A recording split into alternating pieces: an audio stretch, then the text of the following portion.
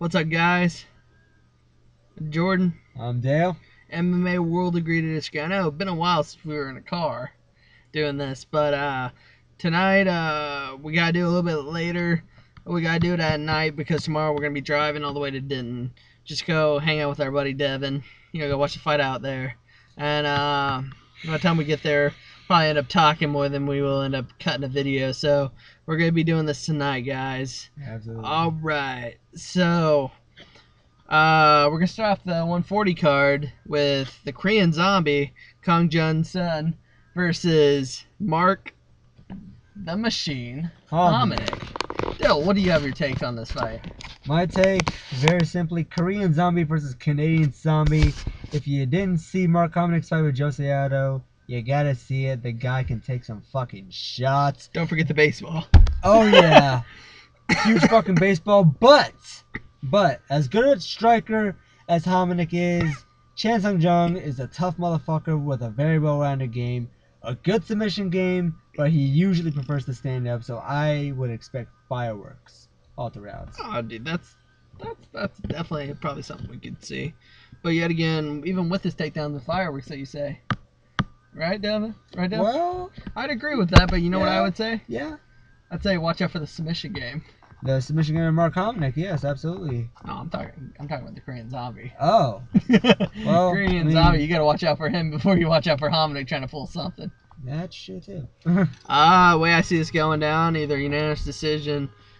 Don't really know who's gonna win that fight, that one. But if I had to say it, I'd say Mark Hominick second round knockout, or Korean Zombie somewhere in the first to third submission. Would you agree?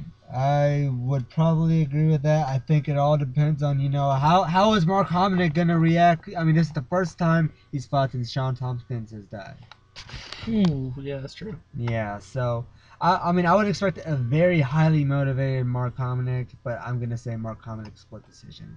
Oh, yeah, 2 rounds to 1 on 2 cards. But anyways, before I get to rambling, you want to talk about Brian Ebersol versus Claude Patrick? Yeah, Claude Patrick, really good wrestler. Obviously, we all know Brian Ebersol's good wrestler, good stand-up. Famous for the Harrow.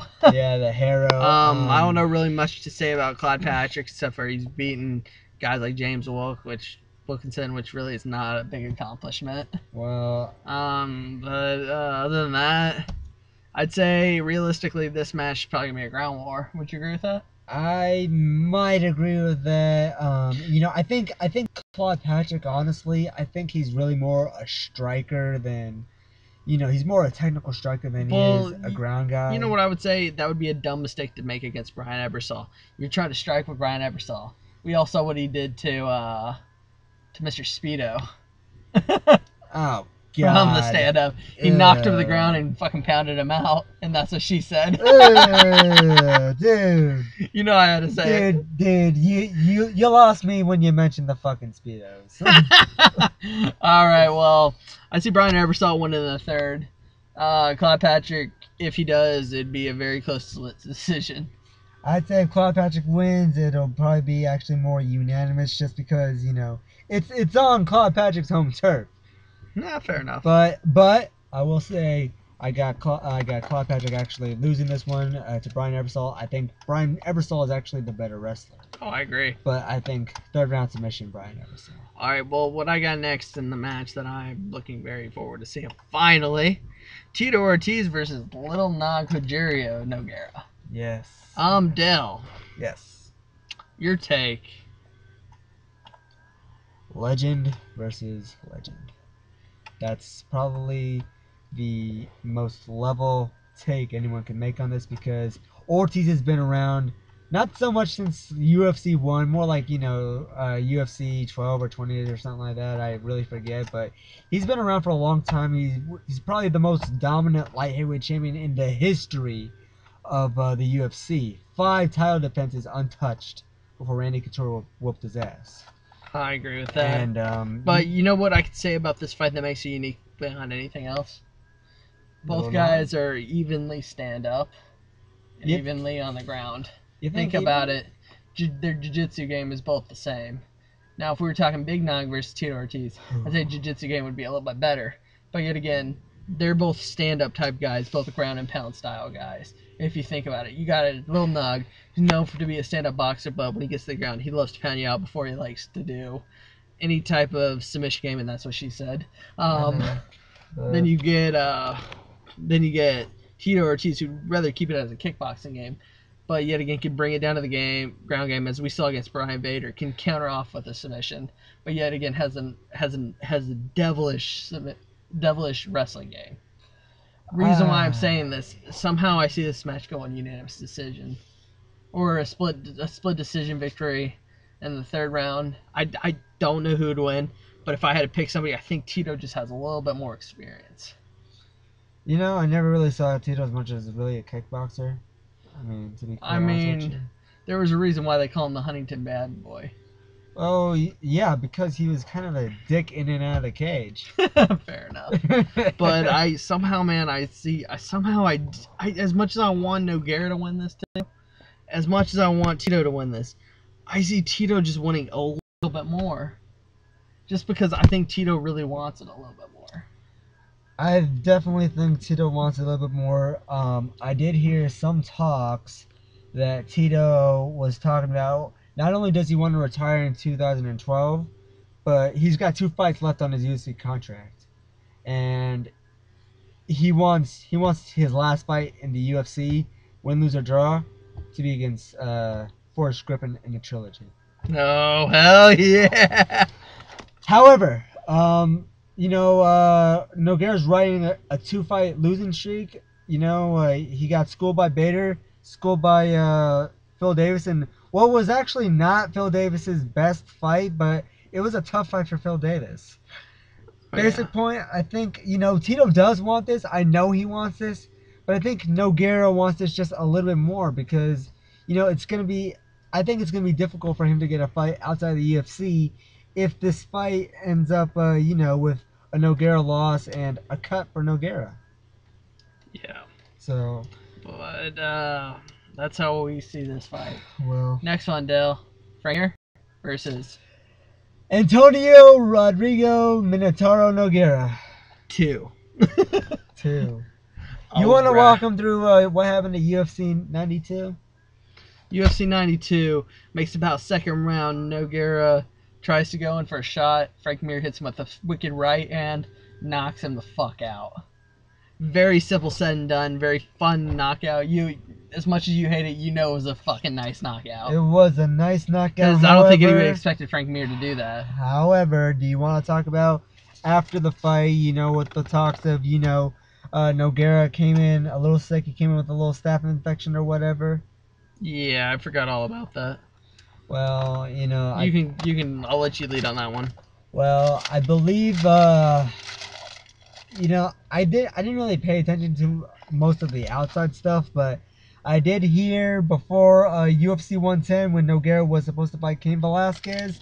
I believe it was mentioned that Minotauro Nogueira did come into the Mir fight with a staph infection. It was proven. You can't bullshit Dana White on an injury, so I guess if Dana White claims that it was, then, maybe there was some evidence that there was a staph infection. However, one thing I have to address, all you motherfuckers that are writing out Big Nog before this fight even happens, how many hours ago did you watch MMA, alright? Let's take you back to UFC 134, Brendan Schaub's fight with Minotauro Nogueira. I think Jordan and I were one of the very few people that went fuck. That too, but the only few people who didn't count out Minotauro. Absolutely. And the thing is, even though I was going Schaub a little bit more, I was happy to see Minotauro. That's why I said I'll fence that fight. I didn't care who won that fight. It was a very, very fun fight to watch, and I was very proud to see Minotauro's hand raised at the end of the night. I do. In this next coming fight, much as I like Minotauro, you think it's gonna be anything somehow, the same? dude? Somehow, I could see probably Minotauro knocking out Frank Mir just because he's coming off a broken jaw. You think so? His jaw might be a little bit more prone to injury, just because you know how it is whenever you come off of an injury, the thing's a little bit more weak. Minotauro didn't get injured in the shop. No, I'm talking about Frank Mir's when he fought Nelson. He broke his jaw. Remember? That was part of his injury. That's what laid him off for about 10 months. Oh, yeah. And as much as I want to say it, man, Frank's better vice up that Muay Thai, man, because Minotauro is coming for your jaw, man. I see probably a second round knockout by Minotauro, or a first round, or about a third round submission knockout by Frank. Would you agree with that? I would agree with that. I think second. Somehow I don't see any type of, or the very possibility if Minotauro can get Frank's back, a rear naked choke by just cranking on the jaw. I think I have this one. I forget which round I actually have it in. I think it's the second round, but I definitely think Minotauro is gonna somehow pull off an armbar. Well, Dale, as a gentleman, do you mind if I take on my favorite, the fight I'm looking forward to watching? Go right ahead. The main event, Johnny Bones Jones versus the Dragon Lyoto Machida. And you guys will never believe what I'm going to say in this fight. What are you going to say in this fight? I am fucking fencing it, sir. You think it's that unpredictable of a fight? That's what I'm saying. I'm saying Machida's probably his kryptonite in this fight. If anybody could beat him, it would be Machida, just because of the fact he plays the counter to the strikes. And what is John Jones known for? Hitting the strikes. Yeah, he's hitting the strikes, hitting the defense. But what I gotta say, man, in this fight, if it doesn't go to the decision, John Jones somewhere in the 4th round by a knockout, if he gets him pinned to the ground. Right. Second round submission, John Jones, or Machida knocking him like he did with Rashad Evans, where Rashad Evans fucking just was like, whoa. But I see it in the 3rd round as a knockout, or him pulling some type of fucking what did he do? I forget the type of grappling he's known for. Sumo wrestling. Hitting him to the ground and maybe pulling a Kimura. Yes. There is because with John Jones, it'd be easier to pull a Kimura of any move in the game. Right. Just because he has that long limbs. There is one thing that I have to address that, it kind of pissed me off a little bit when I read about it. I hope it's just a rumor. I really hope it's just a fucking rumor. Yeah. Apparently, it's not so much how Machida looked, because when I saw the weigh-ins, and Machida looked probably the best I've ever seen him look. But I heard that... Gay. I had to say it. I'm sorry. You should be, you bastard. Everyone looks at physique for the fucking weigh-ins. No. And that's what she said. You know I caught you on that one.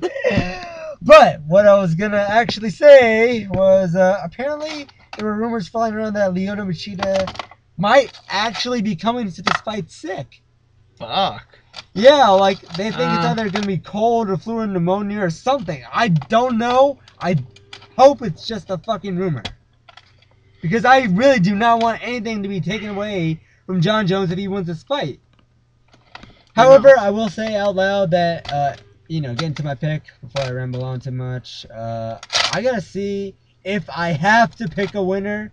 I can't put my bias aside if I'm picking a winner. Yeah, I don't. I don't care, man. I don't care. But if I can keep my bias, I'm gonna go Lyoto Machida unanimous decision. Actually, I think his size is just gonna be too much for John Jones. Well, guys and girls, you heard our opinions tonight. Let us hear your voice. Go to MMA World Agree to Disagree on Facebook. And as I'm going to say it that I never ever say, MMA World Agree to Disagree MMA World dash Agree to Disagree. Dash Agree to Disagree. I did say it. Wow. Why did you say dash? I usually say double dot. Okay. And on YouTube and Twitter, same thing. Follow us at MMA World Army on Facebook. Alright, guys. I'm Jordan. I'm Dale. MMA World Agree to Disagree. Peace. Bonjour, Venavi.